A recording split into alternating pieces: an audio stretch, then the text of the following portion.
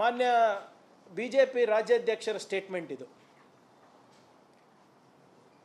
April 15, ಈಗ ಒಂದು 15 ದಿವಸದ ಹಿಂದೆ, ಕಾಂಗ್ರೆಸ್ಸು ಒಡೆದಾಳುವ ನೀತಿ ಅನುಸರಿಸುತ್ತಿದೆ ಜಾತಿ ಗಣತಿ ಬಗ್ಗೆ. ಹಿಂದೂ ಧರ್ಮ ಒಡೆಯಲು ಜಾತಿ ಗಣತಿ. ಇಂಡಿಪೆಂಡೆಂಟ್ MLA ಯತ್ನಾಳ್ ಅವರು. ನಮ್ಮ ವಿರೋಧ ಪಕ್ಷದ ನಾಯಕರು ಏಪ್ರಿಲ್ 13, 2025 ಜಾತಿ ಗಣತಿ ವರದಿಯಿಂದ ಜಾತಿಗೆ ಮಧ್ಯ ಒಡಕು. R Ashok, caste census. ಈ ಕಾಸ್ಟ್ ಸೆನ್ಸಸ್ಸು ಅದು ನಮ್ಮ ಸರ್ವೇನೂ ಒಪ್ಪಬಾರ್ದು, ಕಾಸ್ಟ್ ಸೆನ್ಸಸ್ಸು ಮಾಡಬಾರ್ದು ಅಂದ್ಬಿಟ್ಟು ಅವ್ರ ಹೇಳಿಕೆ ಇದು. ಮಾಜಿ ಸಂಸದರು ಮೈಸೂರು, ಅಧಿಕಾರದಲ್ಲಿ ಮುಂದುವರಿಯಲು ಸಿದ್ದರಾಮಯ್ಯರಿಂದ ಹಿಂದೂ ಸಮಾಜ ಒಡೆಯುವ ಪ್ರಯತ್ನ. ಪ್ರತಾಪ್ ಸಿಂಹ ಅವರು. ಇದು ನಮ್ಮ ರಾಜ್ಯ BJP ನಾಯಕರು ಹೇಳ್ತಾರೆ. ಈಗ ಒಂದು ವಾರದ ಹಿಂದೆ ಅವ್ರ ಸ್ಟೇಟ್ಮೆಂಟ್ಗಳು ಇವೆಲ್ಲನೂ. ಯಾರು ಡಿವೈಡ್ ಆ್ಯಂಡ್ ರೂಲು ಹಿಂದೂ ಸಮಾಜ ಒಡೆಯಲಿಕ್ಕೆ ಮಾಡ್ತಾ ಇದ್ದಾರೆ ಅಂತ ಹೇಳಿದವರು, ಮೋದಿಯವರು ರಾತ್ರೋರಾತ್ರಿ ಜಾತಿ ಗಣತಿ ಮಾಡಲೇಬೇಕು, ಆವಾಗ ನಾವು ನ್ಯಾಯ, ನಮಗೆ ಸಮಾಜಗಳಿಗೆ ನ್ಯಾಯ ಸಿಗುತ್ತೆ ಅಂದ ತಕ್ಷಣ ಮಾಸ್ಟರ್ ಸ್ಟ್ರೋಕ್ ಆಗಿಬಿಡ್ತಲ್ಲ ಇದು. ಹೆಂಗೆ? ಸಡನ್ನಾಗಿ ನಿನ್ನೆಯಿಂದ ನಾನು TV ನೋಡ್ತಾ ಇದ್ದೀನಿ, ಎಲ್ಲರೂ ಒಬ್ಬರ ಮೇಲೆ ಒಬ್ಬರು ಮೈ ಮೇಲೆ ಬಿದ್ದುಬಿಟ್ಟು ಇದು ಮೋದಿಯವ್ರು ಮಾಡಿರೋದು ಉತ್ತಮವಾಗಿದೆ, ಮೋದಿಯವರಿಂದ ಇವತ್ತು ನ್ಯಾಯ, ಸಾಮಾಜಿಕ ಮತ್ತು ಆರ್ಥಿಕ ನ್ಯಾಯ ಸಿಗುತ್ತೆ, ಇವಾಗ ನೋಡಿ ಹೆಂಗೆ ಟಾರ್ಗೆಟೆಡ್ ಡೆವಲಪ್ಮೆಂಟ್ ಹೆಂಗೆ ಮಾಡ್ತೀವಿ ಅಂದ್ಬಿಟ್ಟು ಇದೆ. ಇದು ನನ್ನ ಹೇಳಿಕೆ ಅಲ್ಲ, ಅವ್ರ ಹೇಳಿಕೆಗಳೇ. ನನಗೇನು ಅನಿಸ್ತಾ ಇದೆ, ಇದು ಮೋದಿಯವರ ಮಾಸ್ಟರ್ ಸ್ಟ್ರೋಕ್ ಯಾವುದ್ರಲ್ಲಿದೆ ಅಂದರೆ ಜಾತಿ ಗಣತಿ ಮಾಡೋದ್ರಲ್ಲ, ಅಟೆನ್ಷನ್ ಡೆವಿಯೇಟ್ ಮಾಡೋದ್ರಲ್ಲಿ ಮಾಸ್ಟರ್ ಸ್ಟ್ರೋಕು. ಮತ್ತೊಮ್ಮೆ ಮೋದಿಯವರು ನೋಡಿ, ಮೋದಿಯವರು ಇದು ಒಂದು ಕಲೆ ಕಲ್ತು ಬಿಟ್ಟಿದ್ದಾರೆ. ಯಾವಾಗ ಅವರ ಪಾಪ್ಯುಲಾರಿಟಿ ಕುಗ್ತಾ ಇರ್ತದೆ, ಯಾವಾಗ ಸಾಮಾನ್ಯ ಜನರು ಅವ್ರಿಗೆ ಪ್ರಶ್ನೆ ಮಾಡ್ತಾರೆ, ಅವಾಗ ಇಂಥದ್ದು ಯಾವುದಾದ್ರೂ ಅಂತಂದು ಇಟ್ಬಿಡೋದು. ಮೀಡಿಯಾದ ಅಟೆನ್ಷನ್ನು ಡಿವಿಯೇಟ್ ಮಾಡಬೇಕು, ಜನರ ಅಟೆನ್ಷನ್ನು ಡಿವಿಯೇಟ್ ಮಾಡಬೇಕು. ಮೊನ್ನೆ ಪಹಲ್ಗಾಮ್ ಅಟ್ಯಾಕ್ ಆಯ್ತಲ್ಲ, ಅದಾದಮೇಲೆ ಎಲ್ಲರೂ ಕೂಡ ಅವ್ರಿಗೆ ಪ್ರಶ್ನೆ ಮಾಡ್ತಾಯಿದ್ರು, ಹೆಂಗಾಯಿತು, ಏನಾಯಿತು, ಸ್ವತಂತ್ರ ಭಾರತ ಆದಮೇಲೆ ಸರ್ದಾರ್ ಪಟೇಲ್ ಆದಮೇಲೆ ಯಾರಾದರೂ ಅತ್ಯಂತ ಸ್ಟ್ರಿಕ್ಟು ಮತ್ತು ಏನು ನಿಷ್ಠಾವಂತ ಹೋಮ್ ಮಿನಿಸ್ಟರ್ ಯಾರಾದರೂ ಇದ್ದರೆ ಅದು ಅಮಿತ್ ಶಾ ಅವರು ಅಂತ ಹೇಳ್ತಾಯಿದ್ರು. ಅವರ ಒಂದು ನಾಯಕತ್ವದಲ್ಲಿ ಅವರು ಹೋಮ್ ಮಿನಿಸ್ಟರ್ ಇದ್ದಾಗ ಹೆಂಗೆ ಬಂದರು? ರಾಜನಾಥ್ ಸಿಂಗ್ ಅಂತ ಒಂದು ಡಿಫೆನ್ಸ್ ಮಿನಿಸ್ಟರ್ ಇದ್ದಾಗ ಹೆಂಗೆ ಬಂದರು?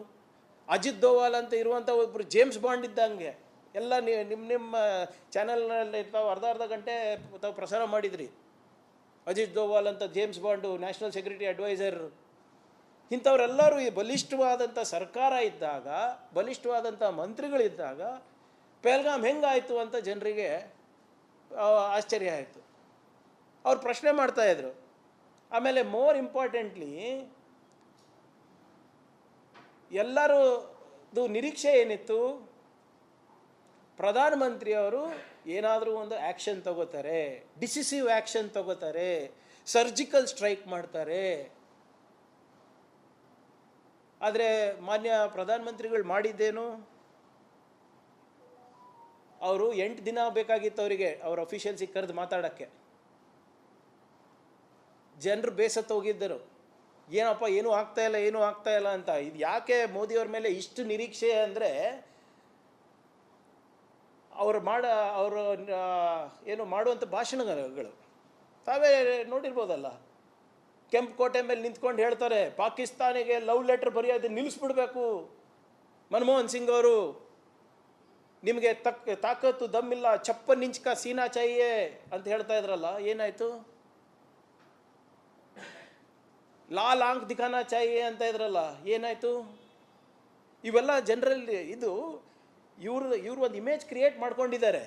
ಏನಾದರೂ ಆದರೆ ನಾವು ಡಿಸಿಸಿವ್ ಆ್ಯಕ್ಷನ್ ತಗೋತೀವಿ, ಸರ್ಜಿಕಲ್ ಸ್ಟ್ರೈಕ್ ಮಾಡ್ತೀವಿ, ನಾವು ಯಾವುದಕ್ಕೂ ಹೆದರೋದಿಲ್ಲ, ಟ್ರಂಪ್ ನಮ್ಮ ಜೊತೆ ಇದ್ದಾರೆ. ಏನಾಯ್ತಪ್ಪ? ಟ್ರಂಪ್ ಇಲ್ಲಿವರೆಗೂ ಖಂಡಿಸಿದಾರಾ ಇದನ್ನು? ಜನ ಪ್ರಶ್ನೆ ಮಾಡ್ತಾಯಿದ್ರು ಇದನ್ನು. ಆಲ್ ಪಾರ್ಟಿ ಮೀಟಿಂಗಿಗೆ ಕರೆದ್ರೂ ಕೂಡ ಪ್ರಧಾನಮಂತ್ರಿ ಮೋದಿಯವರು ಹೋಗಿಲ್ಲ. ಯಾಕೆ? ಇದಕ್ಕಿಂತ ಏನು ಇಂಪಾರ್ಟೆಂಟ್ ಇತ್ತು?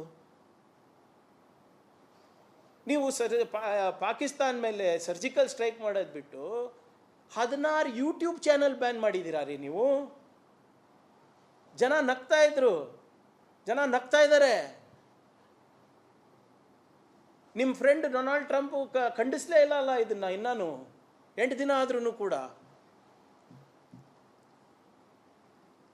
ಯಾವುದಕ್ಕೆ ಇಷ್ಟು ಹೆದರಿಕೆ? ಎಂಟೈರ್ ಆಪೋಸಿಷನ್ ಏನು ಹೇಳಿದೆ ಹೇಳಿ? ಇದನ್ನು ಪೊಲಿಟಿಸೈಸ್ ಮಾಡೋದಿಲ್ಲ, ಇಂಥ ಸಂದರ್ಭದಲ್ಲಿ ನಾವು ನಿಮ್ಮ ಜೊತೆ ಇದ್ದೀವಿ, ನೀವೇನು ಡಿಸಿಷನ್ ತಗೋತೀರಾ ನಾವು ರೆಡಿ ಇದ್ದೀವಿ ಅಂತ ಹೇಳಿದಾಗ ಕೂಡ ಯಾಕೆ ಹೆದರಿಕೆ? ಹಿಂದೆ ನಾವು ಏನಾದರೂ ಕೇಳಿದ್ರು ನೀವು ಕೇಳೋಕ್ಕಾಗಲ್ಲ, ಆ್ಯಂಟಿ ನ್ಯಾಷನಲ್ ಅಂತ ಇದ್ರಪ್ಪ. ಏನಾಯ್ತು ರೀ ಪುಲ್ವಾಮಾನಲ್ಲಿ? ರಿಪೋರ್ಟ್ ಏನಾಯಿತು? ಬಂತಾ? ಎಲ್ಲ ನಮ್ಮ ಮಾಧ್ಯಮ ಸ್ನೇಹಿತರಿದ್ದೀರ, ತಮಗನ ಬಂದಿದೆಯಾ ಏನಾದರೂ ಮಾಹಿತಿ? ಬಾಲಾಕೋಟ್ನಲ್ಲಿ ಏನಾಯಿತು ಬಂತ ಮಾಹಿತಿ? ಸರ್ಜಿಕಲ್ ಸ್ಟ್ರೈಕ್ ಬಗ್ಗೆ ಬಂದಿದೆಯಾ? ಏನಾದರೂ ಇದೆಯಾ ಕ್ಲಾರಿಟಿ?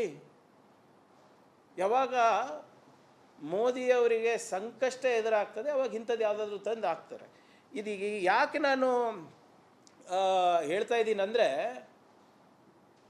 ಮೋದಿಯವರು ಈ ಪೆಹಲ್ಗಾಮ್ ಅಟ್ಯಾಕ್ ಬ್ರೀಫಿಂಗು ಒಫಿಷಿಯಲ್ಸಿಗೆ ಕಿಂತ ಮುಂಚೆ ಅಥವಾ ಆಲ್ ಪಾರ್ಟಿ ಲೀಡರ್ಸ್ ಮೀಟಿಂಗ್ಗಿಂತ ಮುಂಚೆ ಹೋಗಿ RSS ಅವ್ರಿಗೆ ಬ್ರೀಫ್ ಮಾಡ್ತಾರೆ. ಅಂದರೆ ಎಲ್ಲೋ ಒಂದು ಕಡೆ ಎದುರ್ಕೊಂಡಿದ್ದಾರೆ ಮೋದಿಯವರು RSS ಇಂದ ಅಂತ. ಆಮೇಲೆ RSS ಅವ್ರು ಏನು ಹೇಳ್ತಾರೆ, ನಾವು ಪೊಲಿಟಿಕಲ್ ಪಾರ್ಟಿನೇ ಅಲ್ಲಪ್ಪ ಅಂತಾರೆ. ವಾರಕ್ಕೊಮ್ಮೆ ಪ್ರಧಾನಮಂತ್ರಿ ಕರೆಸ್ತಾರೆ. ಏನಿದು ನಾಟಕ? 8 ದಿನ ನಿಮಗೆ ಅಫಿಷಿಯಲ್ಸಿಗೆ ಮೀಟ್ ಮಾಡೋಕ್ಕೆ ಬೇಕಾಗ್ತಾ ಇದೆ, ಆದರೆ RSS ಅವ್ರಿಗೆ ಮೀಟ್ ಮಾಡೋಕ್ಕೆ 2 ದಿನದಲ್ಲೇ ಹೋಗ್ತೀರಾ? ಇದು ಯಾವಾಗ ಸಾರ್ವಜನಿಕರು ಮೋದಿಯವರ ಹತ್ರ ಅಕೌಂಟಬಿಲಿಟಿ ಕೇಳ್ತಾರಲ್ಲ ಅವಾಗಿಂತ ಮಾಸ್ಟರ್ ಸ್ಟ್ರೋಕ್ಗಳು ತರೋದು.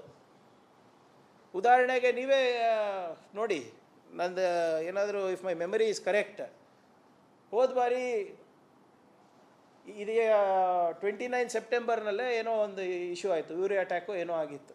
8 ದಿನದಲ್ಲೇ ಡಿಮಾನಿಟೈಸೇಷನ್ ತಂದುಬಿಟ್ರು. ಹಿಂಗೆ ಏನಾದರೂ ಒಂದು ಅಟೆನ್ಷನ್ ಡಿವಿಯೇಷನ್ ಟ್ಯಾಕ್ಟಿಕ್ಸ್ ಇರ್ತದೆ ಇವ್ರದ್ದು.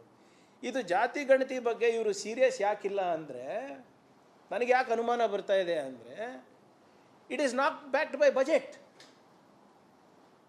ಈಗ ಹೋದ ಬಾರಿ ನಮ್ಮ ಇಲ್ಲಿ ನಾವು ಬ್ಯಾಕ್ವರ್ಡ್ ಕ್ಲಾಸ್ ಕಮಿಷನ್ನಲ್ಲಿ ನಾವು ಸರ್ವೆ ಮಾಡಿಸಿದಾಗ, ಏನು ಎಜುಕೇಷನ್ನು ಎಕನಾಮಿಕ್ ಸರ್ವೆ ಮಾಡಿಸಿದಾಗ ಬ್ಯಾಕ್ವರ್ಡ್ ಕ್ಲಾಸಸ್ದು, ನಮ್ಮ ಸರ್ಕಾರಕ್ಕೆ 10 ವರ್ಷದ ಹಿಂದೆ 160 ಕೋಟಿ ರೂಪಾಯಿ ಬೇಕಾಗಿತ್ತು.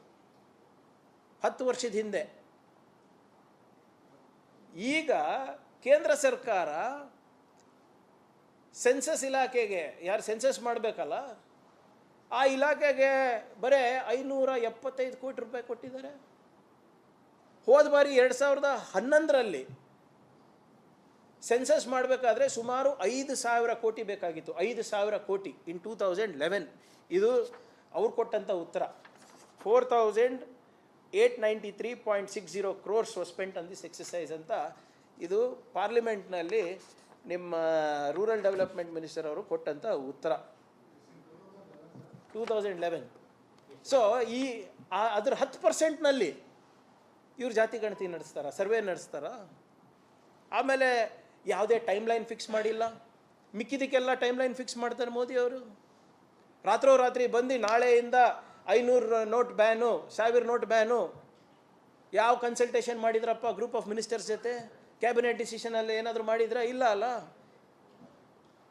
ಹೆಂಗಾನ ನೀವು ಏನದು ಏಕಚಕ್ರಾಧಿಪತಿ ತಾವೆಲ್ಲರೂ ಯಾರಿಗೆ ಕೇಳಬೇಕಾಗಿಲ್ಲ, ನೀವು ಪಾರ್ಲಿಮೆಂಟಿಗೆ ಬರಬೇಕಾಗಿಲ್ಲ, ಅಲ್ಲೇನು ಪ್ಲೇಸ್ ಮಾಡಬೇಕಾಗಿಲ್ಲ, ಹೆಂಗೆ ಬೇಕಾದರೂ ನೀವು ಮನಸ್ಸಿಗೆ ಬಂದಂಗೆ ಮಾಡ್ತಾ ಇದ್ದೀರಲ್ಲ. ಇದಕ್ಕೆ ಯಾಕೆ ಟೈಮ್ ಲೈನ್ ಕೊಟ್ಟಿಲ್ಲ ನೀವು?